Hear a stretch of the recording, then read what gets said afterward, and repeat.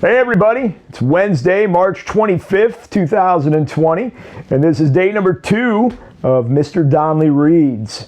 Yesterday we read one of my favorite books, Thank You Octopus by Darren Farrell, and today we're going to read another one of my favorite books. It's called Zen Shorts. It's written by John J. Muth, and this book's filled with all kinds of stories that really make you think, and I really like it, and I hope that you do too.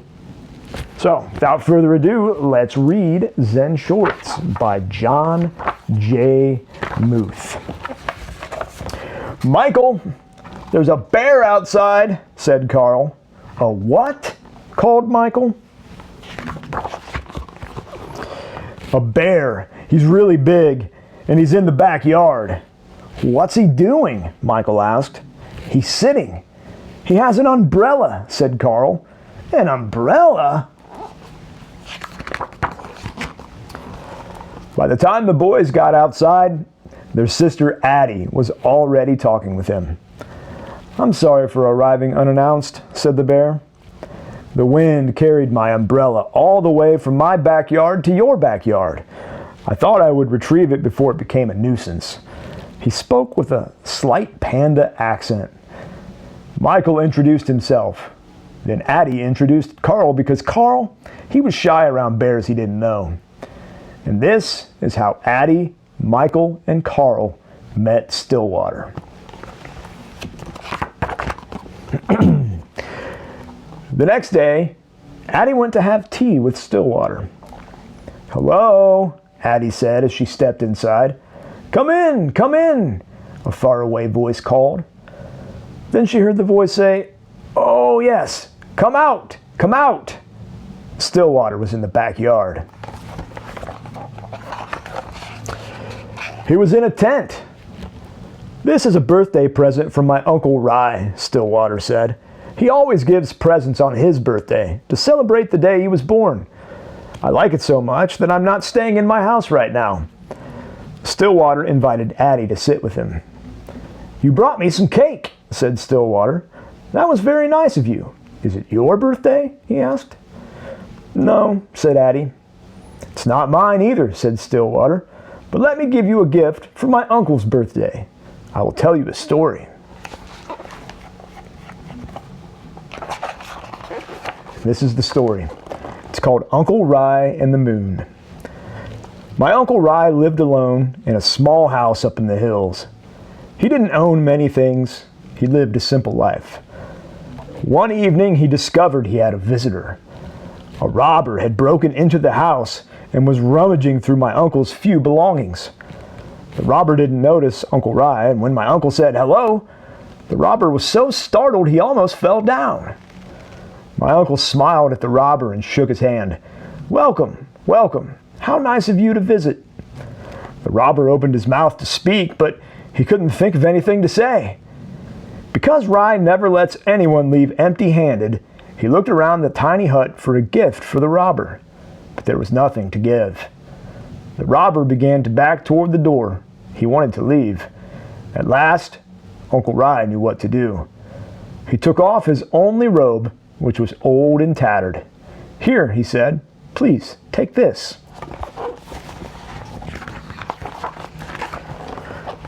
The robber thought my uncle was crazy.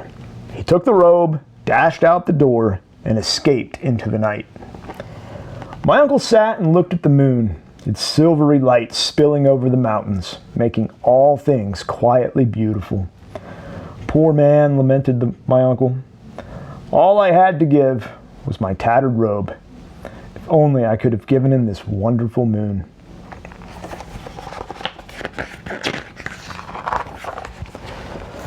Your uncle sounds nice, said Addie. I don't think I could have given away my only robe. I know how that is, said Stillwater, but there's always the moon. That was a good story, said Addie. Thank you, said Stillwater, and this is good cake. Thanks, said Addie. I made it myself.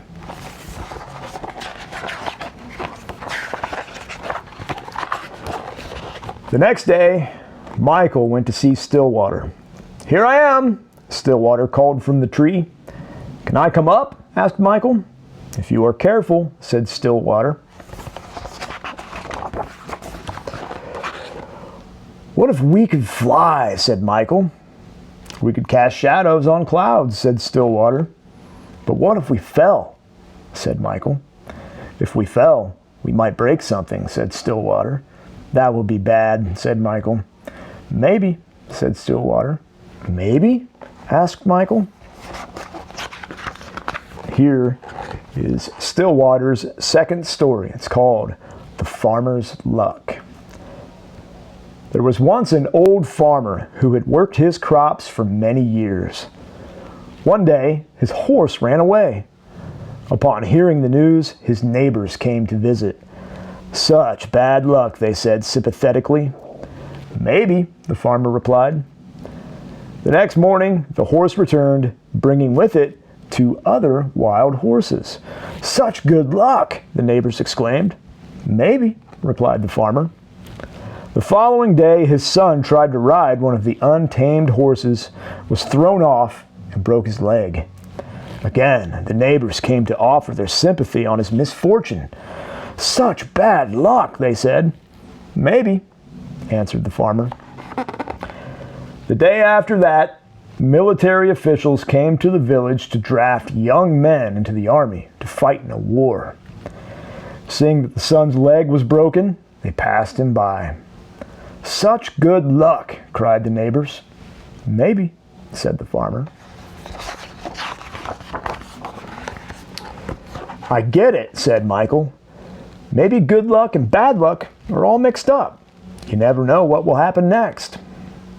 Yes, Stillwater agreed. You never know.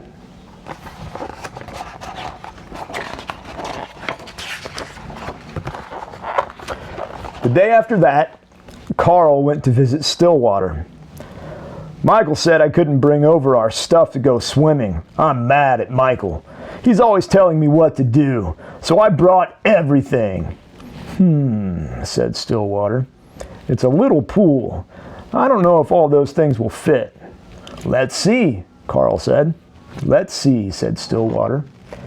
Stillwater looked at the pool. The things can go swimming, but we can't, he said. I brought too much stuff, said Carl. That's okay, said Stillwater. I'll help you carry it home later.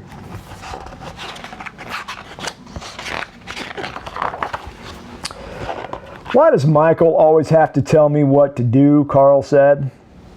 If he were here, I would climb up really high, and I would jump on him like this, and I'd do a big smash like this.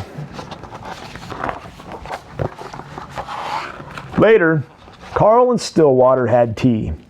Carl, said Stillwater, you spent the whole day being angry with Michael. Did you notice how much fun we had? Carl watched the steam rise from his cup. I'm sorry I brought all this stuff, Carl said. You don't need to be sorry, said Stillwater. Right now, you need to carry. Hold on tight, and I will tell you a story. Here is Stillwater's third story. It's called A Heavy Load. 2 traveling monks reached a town where there was a young woman waiting to step out of her sedan chair. The rains had made deep puddles, and she couldn't step across without spoiling her silken robes. She stood there looking very cross and impatient. She was scolding her attendants. They had nowhere to place the packages they held for her, so they couldn't help her across the puddle. The younger monk noticed the woman, said nothing, and walked by. The older monk quickly picked her up and put her on his back, transported her across the water, and put her down on the other side. She didn't thank the older monk. She just shoved him out of the way and departed. As they continued on their way, the young monk was brooding and preoccupied. After several hours, unable to hold his silence, he spoke out. That woman back there was very selfish and rude, but you picked her up on your back and carried her. Then she didn't even thank you.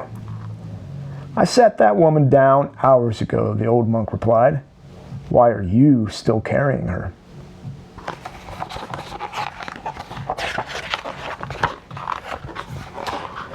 Do you think you have carried it long enough? Asked Stillwater. Yes, said Carl. Good, said Stillwater.